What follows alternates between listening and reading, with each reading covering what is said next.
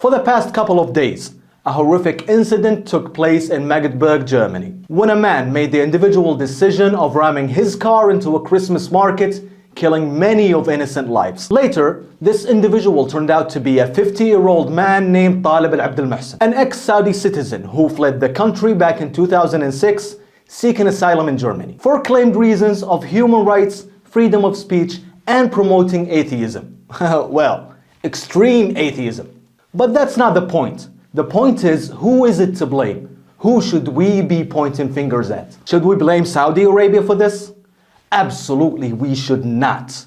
For a simple reason. Ever since 2006, the Saudi authorities made numerous requests to the German government, stressing the need of arresting and extraditing Taleb Al-Abdulmohsen back to Saudi Arabia. But instead, the German government decided to do the opposite. They irrationally received and refuged this terrorist. And that's not even it. They even embraced and praised him in the media, describing him as an activist that is seeking human rights. Just pick a name. Saudi activist successful in helping women seek asylum from Gulf states. BBC in 2019. Taleb, I'm from Saudi Arabia, I'm an activist. I created a website to DW, the biggest media source in Germany, in which, by the way, hosted Ali Debesi, another extremist and a supporter of Al-Sayegh, the terrorist who's in the sponsor of terrorism list and responsible for Al-Khobar bombings back in 1996 that horrifically killed 19 US Air Force personnel living peacefully in Saudi Arabia.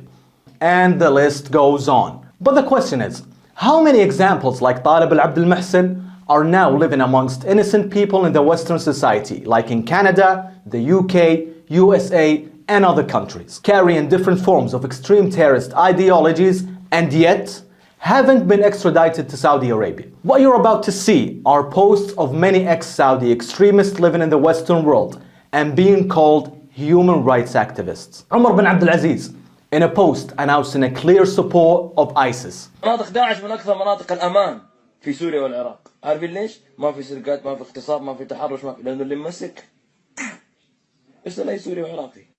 غير كذا مستشفيات مفتوحة.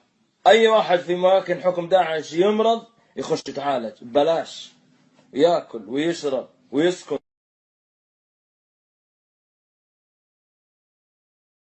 Saeed bin Nasser, a clear call to Houthi militia to bomb a non-existent US military base in Saudi Arabia. Yahya Asiri, calling for freedom for Arwa al-Baghdadi, a terrorist woman who is a member of Al-Qaeda that funded numerous terrorist attacks. Saad al-Faqih, a fugitive who was well connected to Osama bin Laden as mentioned in the article you are seeing. All these names mentioned are extremists who might differ in the faces and ideas but share the same extreme ideology. It's not only Taleb. Taleb is just an example of many extremists living in the Western world, showing civilization to the public but concealing radical orientations under the blanket of freedom of speech. So, is it time you learned the lesson, or are we gonna see another Taleb?